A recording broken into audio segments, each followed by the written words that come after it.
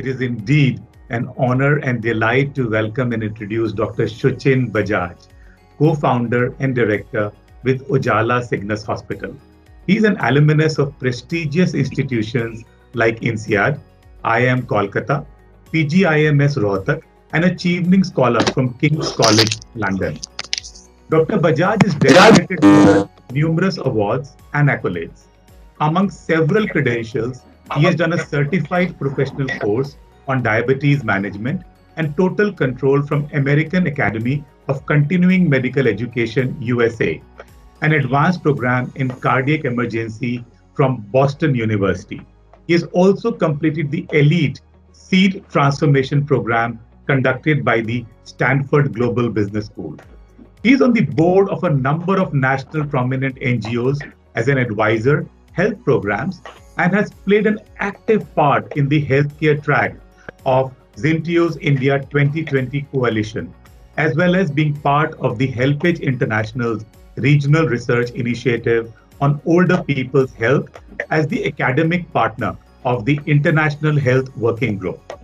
Dr. Bajaj is an avid healthcare investor and is associated with multiple health tech companies as investor, board member, and mentor. He also sits on the TBIU board of Foundation for Innovation and Technology Transfer at IIT Delhi. He is also on the Startup Committee of Delhi Government. Dr. Bajaj is the General Secretary of the Committee Board of Chevening Alumni in India.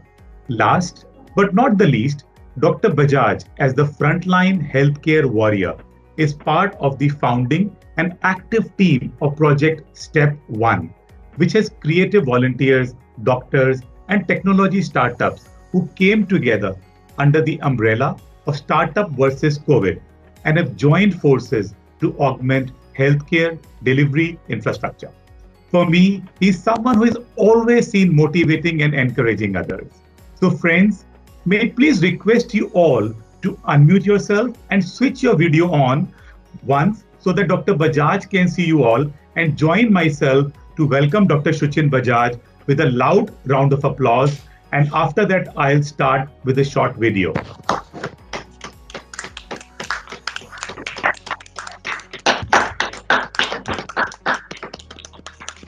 I was doing my super specialization in a very big hospital in Delhi, and a lot of my friends and family used to call me saying that somebody's had a heart attack or somebody's had an accident, somebody's very sick and they're bringing that patient to Delhi, and I help them in any way. And sometimes they would never turn up. I would keep waiting for them, and then when I finally would get to contact them in the morning, I would get to know that the patient had died on the way, so they had to turn back and go back to their villages.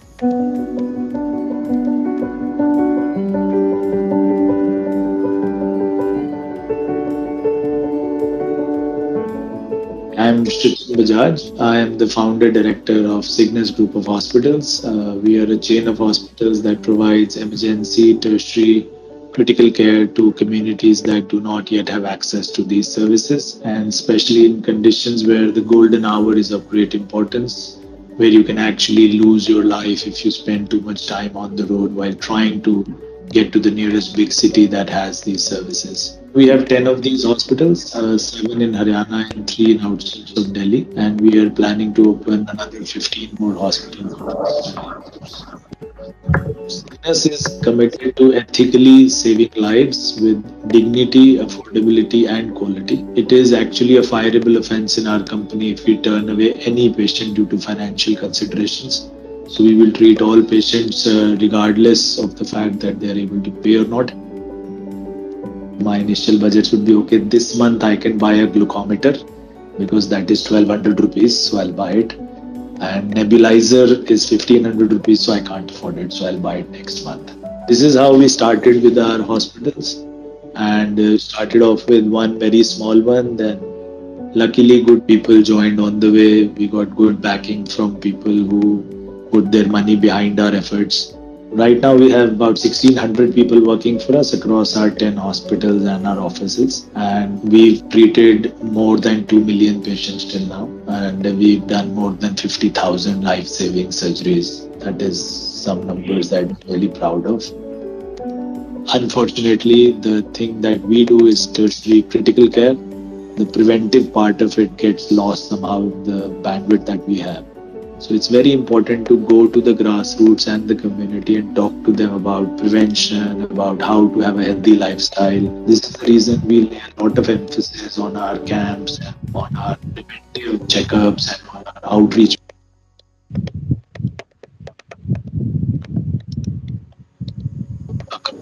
every week. It can be just a preventive checkup camp where we usually do the blood sugar, the ECG, and counseling of the patients. And surprisingly, we detect 5 to 10 new diabetics every day who had no idea that they were diabetics. I found out about SEED on the internet and I was very, very surprised that it is such an intensive program where they come and work with the company so much and it is highly individualized. We realized with the help of the SEED facilitators that at least 25 or ideally 50 hospitals is something that Cygnus should look at because the need is so immense. SEED then started working on our value chains. What exactly was that we were not doing right? We've learned a lot about sales and marketing as well. Still, the course is continuing and we are learning newer and newer things. Some people say that if you try to travel on two boats, you will definitely sink. So you should choose which boat you need to be in.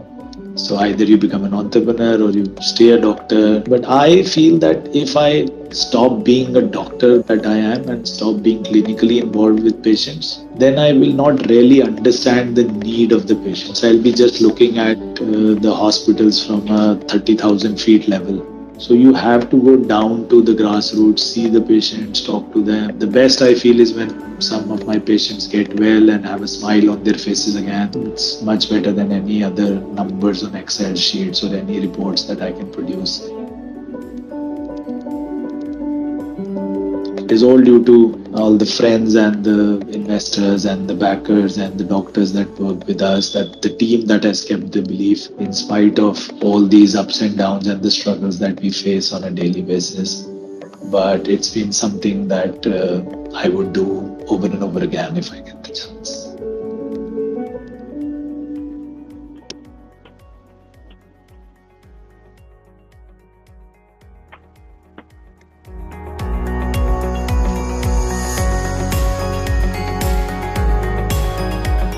As you all realize, right, we are living in very strange times.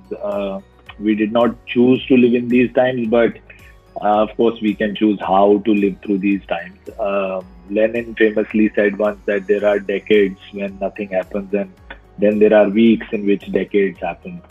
So I think the last 12 to 16 weeks have been life changing for all of us in the terms that I'm sure that decades have happened in terms of how you've changed and adapted to working from home, how the healthcare industry has adapted, how the entire world has completely changed for everybody.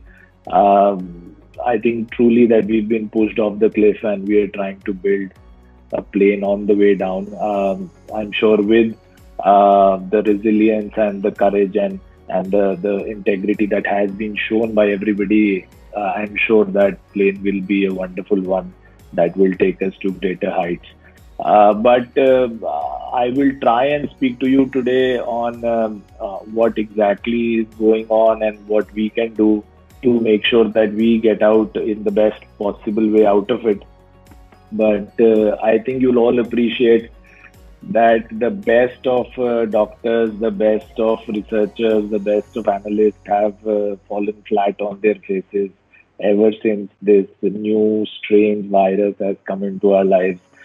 We started out with, how the lockdowns are so important, and then sometimes it was like, no, maybe they don't work. Hydroxychloroquine is the wonder drug. Oh, no, sometimes I don't think it works. Remdesivir is the new savior in town. Oh, but now it's not working that well as well. We need ventilators everywhere. Oh, no, now the ventilators are useless because you can't really put the patient on the ventilators. We don't really treat them on ventilators. We need high flow nasal cannulas now. Hospitals will be overloaded and, there'll be no beds until, of course, they want. Smokers will die very soon. to, no smokers may be the only ones who survive all this, everyone else will die. Plasma is the new therapy that's really in demand. Maybe plasma is just a fad again. So there are so many counterpoints of view. R naught when it started out was like 6.6 to 8 because each patient will be affecting 8 of the patients. Now they're saying no, R naught is like more 1.4. Fatality rate is like 5%. Now it's like no, so many have become affected, infected, and recovered on their own. They don't even know. So actually, the fatality rate may be closer to 0.2%, which is actually less than common cold because we don't know how many are actually infected. So, considering all these points that you've been listening to, and we've also been listening to ever since we heard of the first of this virus in late December, early January, and the fact that the attitudes to the virus, the knowledge around the virus has undergone so many shifts that sometimes it is even confusing for the best of the doctors. Even keeping all that in mind, I will try and speak to you, but do keep it as a caveat that tomorrow we may have new information and we may be talking about something very different.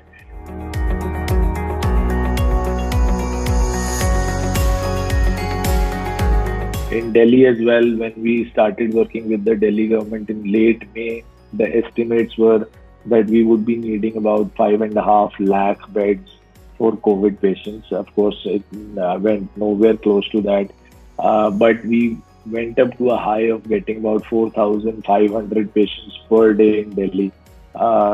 Dropped to only 650 per day till recently, and now it's back up to 1,400 per day. So we don't really know how it's going to go. We don't really know whether a second wave will hit us. But what we can hark back to is the Spanish flu pandemic of 1918, which stayed for almost 2 years. And the second wave, which came in October after the first wave in early spring, the second wave was much more lethal and much more widespread. So please do keep yourself safe. Follow the simple points about SMS that we keep stressing again and again. S is for social distancing, of course. Keep yourself 6 feet away from everyone else unless and until it is very, very necessary to go closer. M is the masks. Always wear masks when you're going out or you're with anyone else, and motivate others as well to wear masks.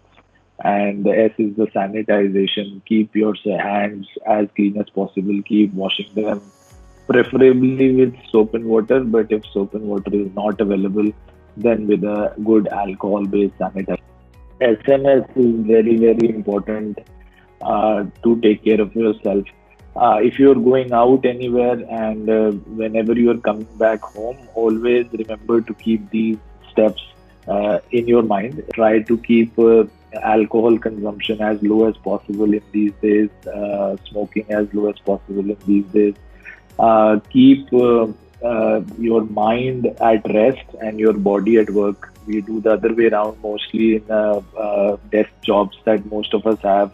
Our bodies are usually always at rest and our minds are always working overtime. So try and keep your bodies at work whenever you're working. Try and take frequent breaks. Get up out of your chair. Walk around for at least 5 to 10 minutes every hour. And in the morning and evening, do sustained regular exercises that last for at least 45 to 50 minutes per session of exercise. Try and do some meditation that it actually has been shown to increase your oxygen levels. In a recent study that was done, people who meditated versus people who were not meditating, the meditating cohort had higher resting oxygen levels than the ones who were not meditating. Take regular doses of zinc, vitamin C, vitamin D. Make sure that your vitamin supplementation is as per need. Do not over medicate yourself without consulting your doctors, but at the same time, do not ignore that vitamins are absolutely very necessary to increase your immunity levels. Till the time you're healthy, I think you should make a plan before that as well. So always prepare a personal management plan for yourself, just in case you fall sick, and should be for all diseases, not just COVID. Prepare what exactly is needed, who do you want to talk to, who's the emergency contact. Once you have contacted your doctor, please do take all the medicines on time, take whatever they've been prescribing to you on time, at the right time, so that your inflammation levels are controlled and you do not get more symptoms. Do educate yourself about what your risk factors are and why, the things that may cause more problems later.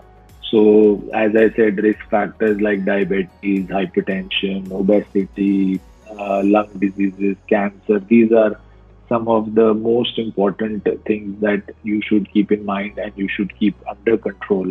If you are suffering from diabetes, make sure that you exercise regularly. If your diabetes is going up and down, make sure you do consult your doctor now, either on telemedicine consult or a physical visit. Make sure that whatever the medicines they are prescribing, you should take in time, so that your blood sugar levels, your blood pressure levels are under check. And most important is, of course, stress is the most important factor. As we say in our older wisdom, that chinta chita saman hai. So if there is stress in your life, it is absolutely certain that disease is around the corner. So please do educate yourself about all risk factors. Learn to recognize when symptoms are getting worse. And I think this is the most important thing that has helped us in the recent months to decrease COVID complications and COVID mortality to a great extent. Because as doctors, we have understood what exactly are the important features, the important symptoms that we should keep a watch out for, what are the red flags that we see in the symptomatology of the patient. So if you are ever feeling breathless, that is the correct time to go and see the doctor immediately. We are now all used to having pulse oximeters at home, which is a very good thing. And the Delhi government specially provides free pulse oximeters to all COVID patients at home itself. So if ever your oxygen falls below 92, that is the right time to go and visit the hospital or the doctor. It should always be above 92. Ideally, it's in a normal person, it's 98 to 100. But in COVID, we see it usually goes to 94, 95. But that's not something that you should worry about. But if it goes below 92, then there is something that we should have immediate access to oxygen, because we've seen that if we provide very early oxygen to a person of COVID, it helps in reducing mortality to a great extent. But if the oxygen levels go to 80, 85, 70 and we do not provide oxygen, then those patients develop a cytokine storm, as we say. The body goes into overdrive to protect itself and releases a lot of cytokines and antibodies, which actually in the long run harm the body and do not allow for weaning off from the ventilators. So early oxygenation is something that's very important to do. We should immediately identify people who need it.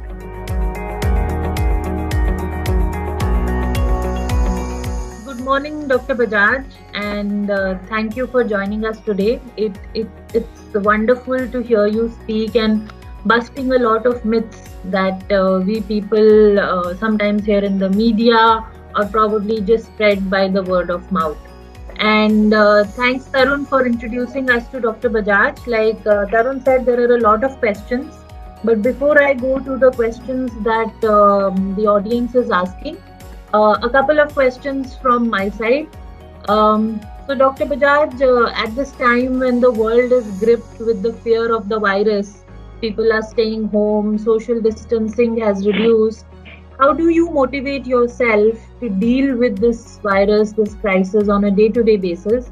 And also, how do you motivate your teams to stay positive and take on the virus in the hospitals and during caring for infected patients? Yeah, so as I said in the beginning, we are living in strange times. We did not choose to live in these strange times, but we can definitely choose how to live through these strange times. So I think this is the hour of reckoning for all of us, especially the medical practitioners and the health workers. And if we are on the front line and if we do not stay there and fight the fight, then I think we'll be belying our entire cause and our entire meaning of life that we've been trained for. We've been trained for these days. This is the time that we have to stand up, and very, very happy to tell you that our entire team has stood behind us. We have almost 1,800 people working with us, and none of them have given me an excuse or saying that I cannot come to hospital, I cannot work. Even when the complete supply chains were broken early on, we did not have even normal surgical masks. It all ran out completely, let alone PPE kits and N95 masks. In the early stage of the pandemic, we were down to stitching cloth masks in our hospitals like we used to do in the 70s. We would tear off bed sheets and were stitching cloth masks with a sewing machine because we did not have anything at all. So even in those times, everybody has stood together. I think the only way we have been motivated is the fact that if not us, then who? Who will go and work? Who will go and treat the patients? And who will do it if some of our next of kin were to fall sick tomorrow? Then who would care for them? So we treat all our patients as our next of kin. We feel that if an old man is lying on the bed, he's like our father. What would have we been doing if our father was lying on that bed there? Then we would wait for people to come in or wait for PPE kits to be flown in before we start treating him. So that is something that is very close to the ethos of our company from the very beginning. So Nikita and a few others have asked that is there a possibility or a chance of catching the infection from, say, takeout food, packaged food, and how should we sanitize items of daily consumption that we get from the market, like vegetables, fruits, etc.? Yeah, so as I said, whenever you are getting something in from the market, try and wash it with soap and water as much as possible, whatever you can wash. But of course, there are many items which you cannot wash with soap and water. So in those items, if you can wash them like fruits and vegetables, you can use baking soda. It is very easily available.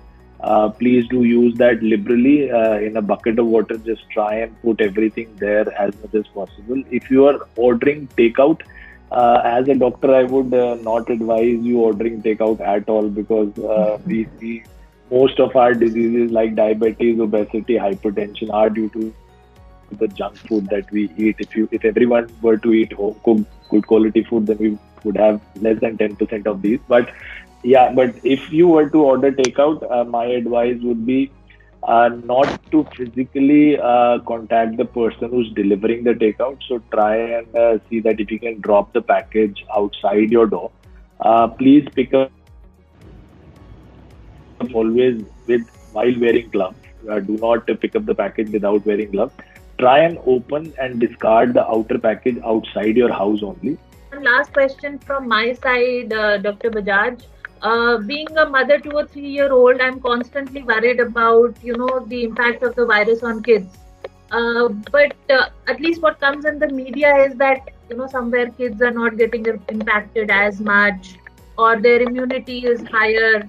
And then you hear things like people getting reinfected.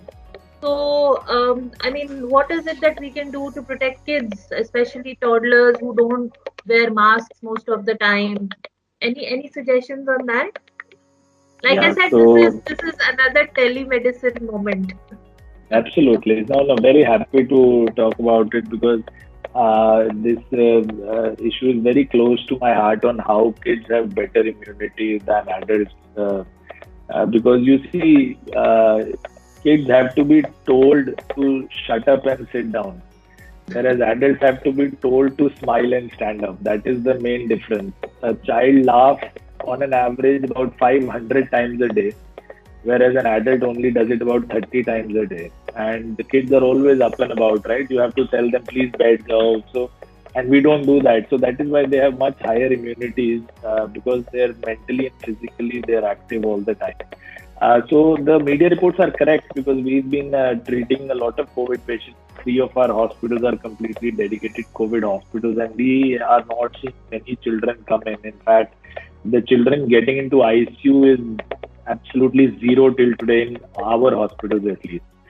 So this COVID affects the elderly most of the time, and as I said, 5 comorbidities 99% of the time. That is diabetes, hypertension, obesity, lung disease, and cancer. So don't worry too much about the kids. Most of them will be fine.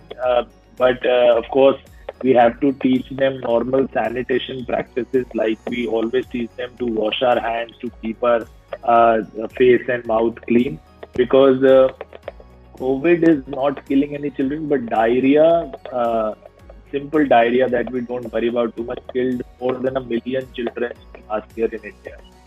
So we just need to keep that in mind, that there are other infections also. So don't worry about COVID for children especially. Thank you so much, Aparna, and thanks, Dr. Bajaj. It looks like that we should continue to hear. One final question, and knowing me, you would know that I would not keep quiet without that. When any indications, when can we get the vaccine for all of us in India? Yeah, so I was surprised this question didn't come up earlier, because that's, I think, the hottest question around.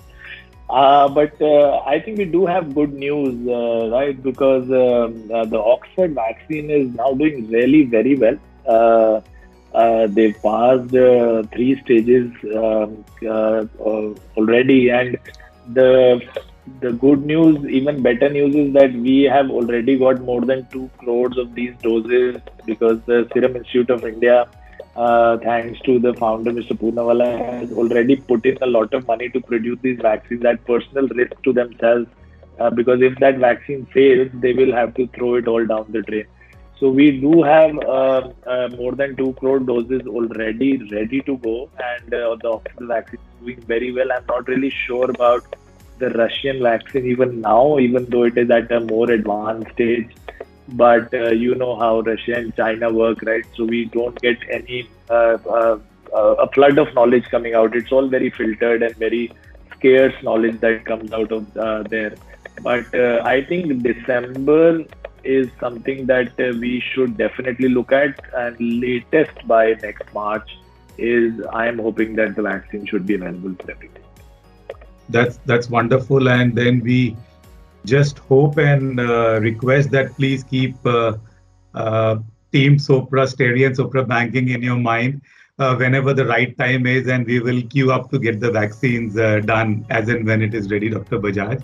And now you made a very interesting point that as a leader, you stood in front as the frontline warrior so that the teams can learn. And with that point, I would say that from Sopra Steady and Sopra Banking perspective, our leader, Sunil, he was one of the first ones to get to office. In fact, even when the essential services team was there, he was there almost regularly to motivate them and to see that. And that has inspired a lot of people, including myself, that yes, we can also go to office. So without any delay, may I request Sunil to please come on and give the vote of thanks and also his closing remarks.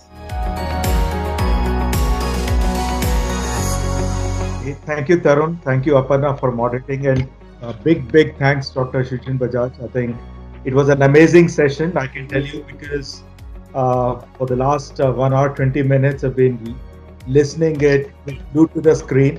Obviously, if we were together, I think it couldn't have been better, but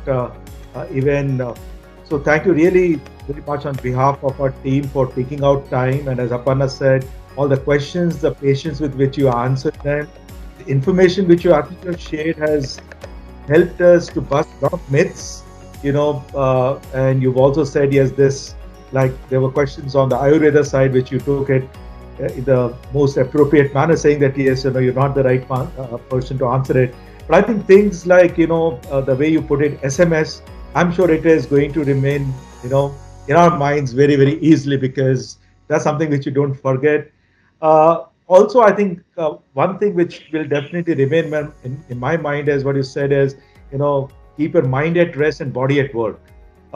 Because these are simple things which, when you put it in a particular way, then it always remains in mind. And I think the analogy you put with a child, I think that's the best way to do it. So possibly all of us at Soprasteria need to behave more like children, especially when we are at home.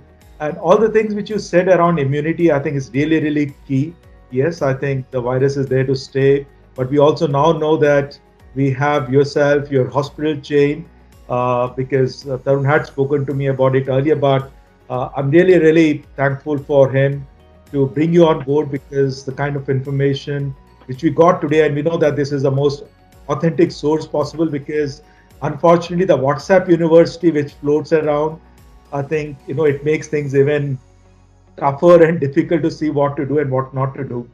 But yes, just to let you know, all these 5 months, at least I have ensured I go out for a walk every day, almost at least 6 days a week, which possibly is helping to keep my immunity up. I'm sure the team has benefited a lot today, and they can pass on this information, the wealth of information which they've got today from you, with their friends, with their families, and in their social circle, which is, I think, a credible piece of information, because this is something which we are missing a lot. There is so much of fake news which floats around, but I think what we got from you today will definitely help us to fight this together. And kudos to you. I think, as I have said, you've been at the front of leading this whole fight, being in the COVID ICU, sometimes working for 24 hours. I think this only motivates us further to see how we can also do whatever our little bits for the people who are fighting out for us to be working at home, but many of our people are at office almost on a regular basis to keep the infrastructure, everything up for us working. But no words can, express my feelings for what you've done for today. Thank you really very much for this. Yes, if we had been together, we would have had also an opportunity to have a coffee together. In addition to this, I think what you said about your entrepreneurship, obviously the team knows I was an entrepreneur for 12-13 years, and my company got acquired by Sopra in 2005. So to that extent, yes, it takes me back to the my own journey of entrepreneurship, and when you were comparing the two quotes, that to be a doctor and to be an entrepreneur, and how can you, so it actually brought me back, lot of memories. But really, really inspiring what you're working at the grassroots level, trying to take this. I can go on, but I think it was really an inspiring session. Close, if we can ask as many people who can come on video, so that we have a virtual photograph with Dr. Bajaj, which can be in the together mode. I know you're expert at selfies.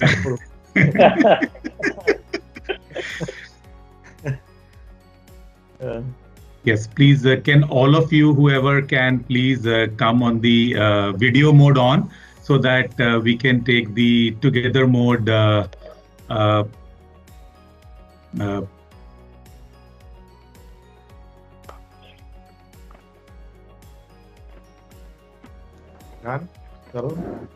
Yeah, it's great. Perfect. So thank you so much once again, Dr. Bajaj, and look forward to catching up with you soon. Thank you so much. Yeah. Thank you so much. Thank you. Bye. Stay safe. Keep healthy. Bye. Thank you. Thank you very much. Thank you very much, Doctor. Thank you, Tarun and team. Thank you. Thank you. Thank you.